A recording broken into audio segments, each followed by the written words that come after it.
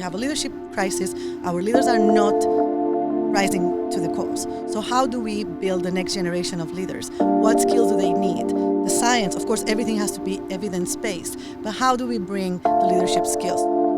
Well, welcome everybody to The Sea Has Many Voices, and I am so excited to have my friend and someone I really admire, Dr. Marga Gual Soler. I love her name. Every great thing that ever happened started with a conversation. That's one of the premises of our show. Mm-hmm. And Marga, having you here helping us talk about international conversations and the purity and the power of the science in the international conversation. I'd like to hear a little bit more about that, please. Yeah.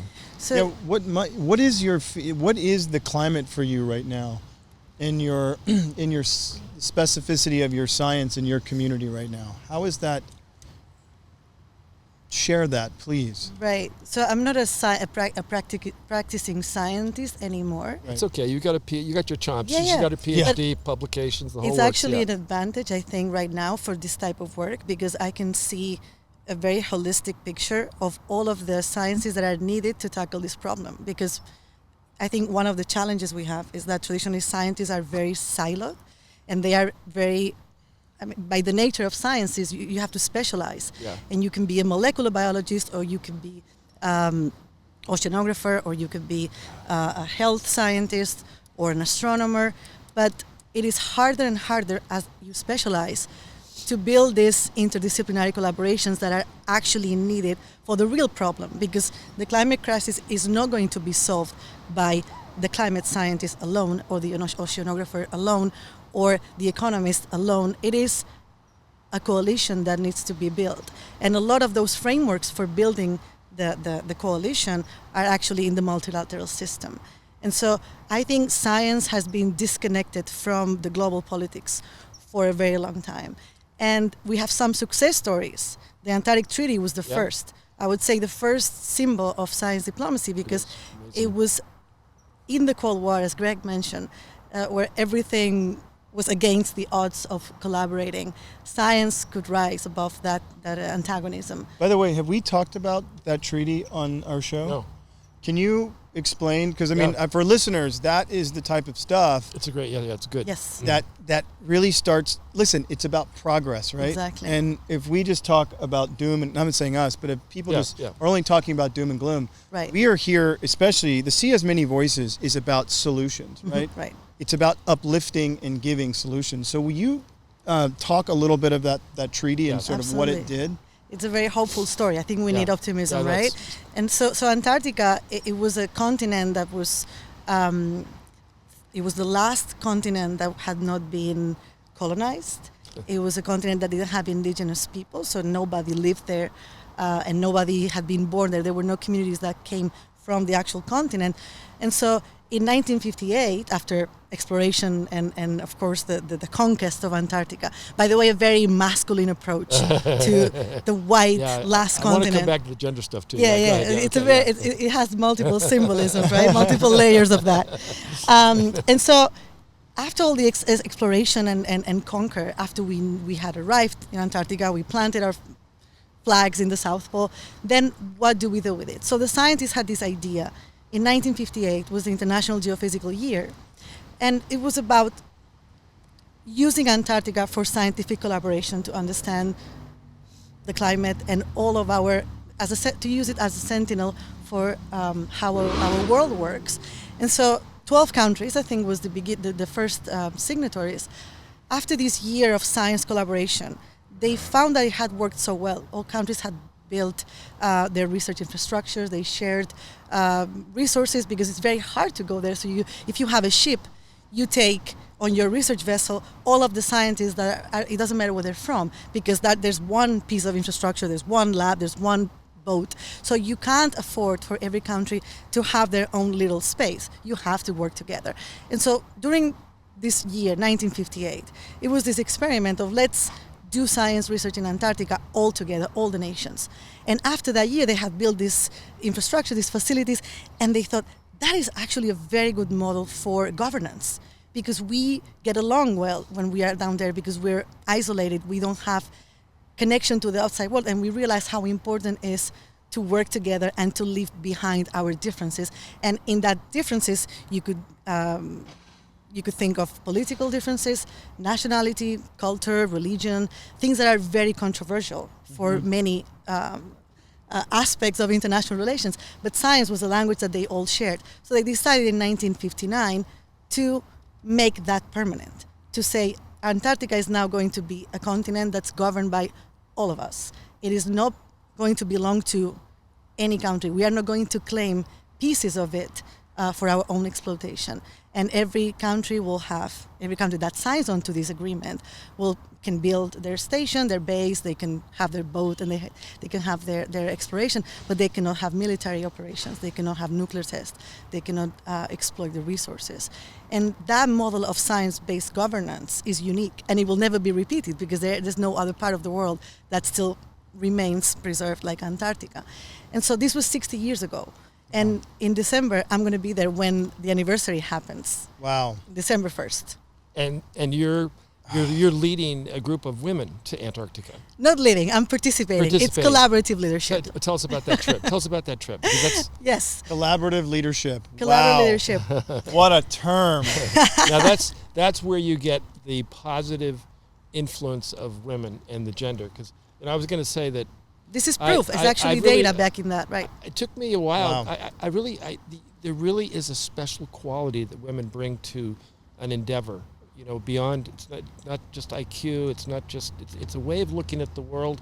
It's a way of behaving, and I really see the difference in the world. Well, women from an evolutionary standpoint, and I mean, women can bear life, so they have a completely different understanding of compassion and patience than men could ever have, because women raise children, and they have. Throughout history, throughout nature, that's what gives life to a child. Obviously, a father can help, but that understanding I've found not just in the scientific world, but in the film and television world, in the banking world, in the real estate world, even in aspects of the fossil fuel industry. You see a lot more women who are executives, high-level executives, CEOs, CMOs, CTOs. I mean, these are high-level, highly paid positions, right. But as an overall understanding of humanity, women understand the world better. Thank you. It's built into their DNA. The reason is, I think, so there's a lot of stereotyping as well, so it's a little dangerous to talk about biological traits. I think it's more useful to put it in a perspective of legacy. So women are, when they are involved in decisions, they tend to look for broader impacts, like how is this going to affect the entire community in the long term versus how is this going to affect right here, right now, for tomorrow, right? So right. This legacy mindset is and collaboration. So there's these two features of women's leadership is what really I think can change the state of the world, because I think in the end what we have is a problem of leadership, a problem of short-sighted and uncollaborative world. I mean, That's very true. Most world leaders that we're seeing pulling out of agreements and kind of retreating from this multilateralism that brought us the Antarctic Treaty or other landmark environmental agreements. So this idea of going to Antarctica with only women, of course, is a very symbol. It's a symbol, right? It's a way to put us in the spotlight and to remember that women were for many years not allowed to set foot in Antarctica, that they were not allowed to research in Antarctica because, as Ian, you say, so the traits that women are supposed to be good at can also be negative. So, right, for they're instance, emotional, yes, or they're... And they were not strong enough to carry the equipment, or they cannot stand the cold. Those were the prejudices. You can push a child, you can push exactly. something the size of a football out of something the size of a keyhole, but you can't lug like a piece of lab equipment through some ice. I've dived in Antarctica. My research involved diving into icebergs and under icebergs with a grandmother, okay? It was Bill Hamner's wife, Dr. Bill Hamner's wife, Peggy Hamner. And I remember we were out diving one day and I said, "You're a grandmother, aren't you?" And she said, "Yep." And I said, "That's fantastic. What a model." And one of my expeditions down there to Ice Island, which we'll talk about one day on the show, was to the largest iceberg that ever broke off from the Ross Sea. And that was the most challenging, dangerous diving I've ever done. And our dive safety officer was a woman. So the lead diver on that team was a woman. But tell us where in Antarctica are you going? And I think you're in a fundraising campaign too, Yes. which we'll help you with in terms of visibility through the show. Thank you. Absolutely. I know Antarctica. I love Antarctica. I've been there a bunch of times. Tell me.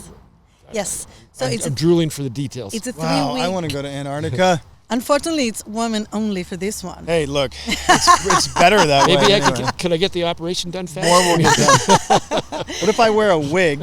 I think only the captain is a man. Everybody else is not. So this is a 10-year program. It's an Australian NGO called Homeward Bound, and they decided to give visibility to women scientists in Antarctica to prepare them and equip them with the leadership skills, not just the scientific skills, which all women have, because it's a requirement to be in this program that you have some scientific background already.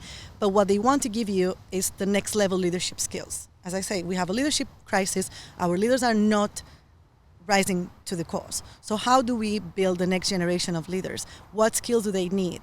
The science, of course, everything has to be evidence-based, but how do we bring the leadership skills? So it's a 1-year program, 11 months virtual program, so it's a leadership coaching training that we go through every month, a number of modules, and then it culminates in Antarctica for 3 weeks. So it's November 18 to December 11. Go to the peninsula? Or Yes. Okay. We depart from Ushuaia, Argentina, Yep. and we spend 3 weeks. It's not a research vessel because every woman comes from a different background. It would be very hard to put together a research program That's it. Okay. Yeah. with people, from all kinds of background from 35 countries. But we will do interviews. We will go to the bases and the stations to understand and give visibility to what's going on, how climate change happens, and what research is being done to understand it better. And I think it's a very, and you've been there, so you know, it's a very life-changing experience to witness something firsthand, because when you come back, then you cannot unsee it. I feel like that's going to happen to me. And what Ian was saying, we talk about climate change, we just talk about it, and now that you have a baby, you understand, you feel it. So I think going to Antarctica, and Greg, I would love to hear your experience, will make me feel it. So then when I come back, I can't ignore it anymore. I just feel like I'm part of it, and I have a responsibility. Yeah, no, Antarctica is, when I'm often asked about my favorite places that I've dived, and Antarctica is right at the top of the list. Right.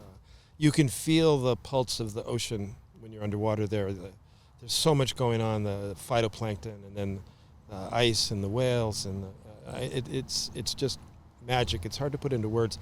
It's also very challenging. I was on, one of my trips was a 3-month, pretty rough expeditionary trip, more like they used to do in the old days. Mm-hmm. It wasn't the best ship in the world, and we spent 2 weeks traveling from New Zealand to the Ross Sea. Almost got tipped over a couple times, and that trip reminded me of a famous quote about Antarctic exploration. And they say the 2 high points of any Antarctic exploration, this was written back in the Edwardian days, the 2 high points are the first day you see the ice and the last day you see the ice. Yeah. So, you can run the gamut. I think you're going to the peninsula. That's a really, really nice part. It's got a lot of protection. Islands you'll be able to get in and out of the weather. You get a lot of research stations. Right. You'll see a lot of whales and birds and penguins. Wow. You're just going to have a great time. But we're onto something here. We're onto something here with the need for leadership. Yep. And the instruments available in the world for leadership, of which the Antarctic Treaty is a great model. Exactly. And then we're layering in the women, and you guys really helped me with both of your contributions, because I've been trying to figure it out. Mm-hmm. I know it's better, and I know it works, but what is it exactly? I'll give you another example. Yeah. So the Paris Agreement, right? The success. Yeah. I think Christine and I were there. Exactly, Yeah. right? You were there too, weren't you? No, I miss it. Only my my face, Okay. because it was all of the UN ads. Okay. But I missed it. I had something. You've been to all the other ones. It was something, Yeah, I think yeah. it had to do with the child. Ian really puts his time, and he's always there. But I was regretfully not there. So in achieving the Paris Agreement, I would say the person that gets credited for it is the French foreign minister, who really spent a year going around the world and made the diplomatic priority of France to convince every country that when they will come to Paris, they will have to agree to the COP21, right? And so that's the figure. This French foreign minister is credited with achieving the Paris Agreement. But if you remember, the executive secretary of the UNFCCC, Christiana Figueres, she was perhaps less visible in that role, but she was critical because she is the one that was able to, behind the scenes, behind the doors, in the hallways, to really bring 195 countries together. Yeah. So that is the collaborative leadership that she felt she had to out of making this work, right? So science and collaboration is the two things that the diplomatic success were based on. And then she was an early adopter for this Homeward Bound program. So last year, Christiana was on the boat. So this program runs for 10 years. I'm going to go now in November, but it's an annual expedition. And Christiana was on the December 2018 ship because she recognized that what the world needs more is more women, leadership, science-based, international collaboration. Okay. And so the United States is, in a way, withdrawing the leadership and some people say the moral responsibility after being so at the forefront of so many of those international agreements and pushing for environmental action. And so you are Americans, I'm not. So well, how do you feel about that? Well, the other thing is too, sorry, I didn't mean to interrupt you.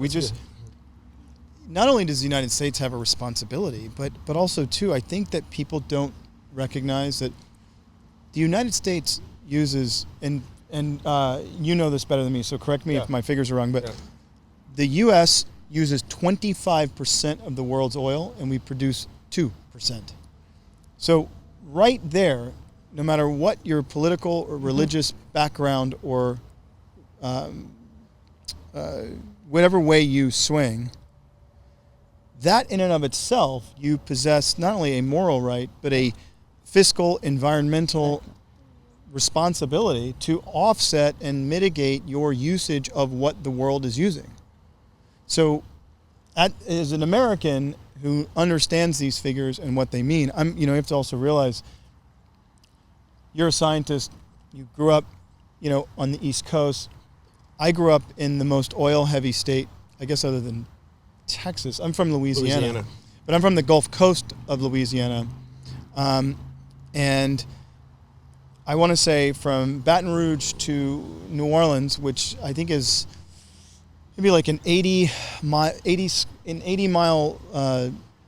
piece of the Mississippi River, there are about 150 petrochemical plants along that river area. It's called Cancer Alley, actually. I mean, I know.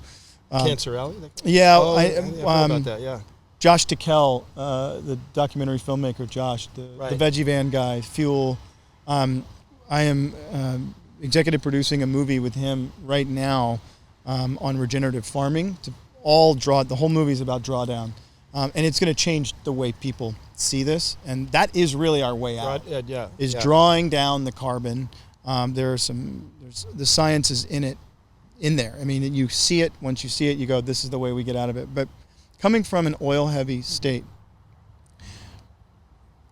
you see how many barrels of oil are produced a day in Louisiana, refined, you could say, versus what the usage of in one day this country uses.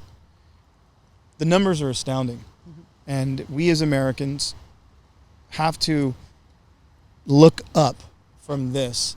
And while we all do want... You're just looking at your phone for the people that are just listening. Right, like we live like this now. Everything is this. But we do need to look up and start having conversations in our households, in our communities, whether they're town halls, whether they're at private dinners, whatever they may be, and recognize that the future lies in the hands of not just voters, consumers. Mm-hmm. Wherever the consumer goes, the corporate world will go. Mm-hmm. Climate will change with it. And for all of our listeners who, and at some point we'll do a whole other episode about this in relations to oceans and what drawdown means, meaning... I just made a note about that. There's some amazing people. I know them, yeah. They're amazing, but the reality of it is that what Greg and I were talking about when we first introduced the show many moons ago, which is we have to decarbonize our economy. That is a tall order, and that's going to take a while. And while we're going through that decarbonization of our economies, we do have to talk about, on the business side, the companies of the future. And I just presented an award last night to a sustainability officer of Adidas. It was amazing at the ESPN Sports Humanitarian Awards, which is phenomenal. Good for you. And there's a company, you're going to want to talk to these guys. They're called Parlay for the Oceans. They just signed a deal with Adidas. And this is like a big company doing amazing things. I didn't realize Adidas has 60,000 employees. Wow. It's huge. They just signed a deal with this company called Parlay for the Oceans, who are extracting ocean plastic. Adidas signed a deal to produce 11 million pairs of shoes with their plastic. Wow, what a great idea. And that's just the first deal. I've heard about Parlay for the Ocean. That's it. Yeah. That's the first deal. So you look at a company like Adidas, who really is making massive strides toward that. Yeah. Because they recognize, this woman, her name is Nicole Vollebrecht. Make sure there's nothing to do with the baby. Do you know what parlay means? Parlay? Yeah. It's an old buccaneer pirate term. Oh, really? Yeah. It's if you're having it was a term if you were in battle, like if a pirate were fighting each other, they could call parlay, which meant they had to stop fighting and talk. Wow. That's wow. That's a wonderful. Well, there you go. Parlay for the Ocean. Yeah. It's like there's so many great terms from nautical. Gam is when two ships pull up alongside each other and talk. Often in the old days they'd be at sea for years at a time, and they wouldn't. And if they saw another ship, they'd like be so hungry to talk to other people, and they'd have a gam, and they'd tie the two ships up and float around for a couple of days and get drunk and talk, and then they'd break apart and go off again. And we're going to go off again right now too, but we're going to come back, and I want to answer your question about the leadership in climate, and I also want to.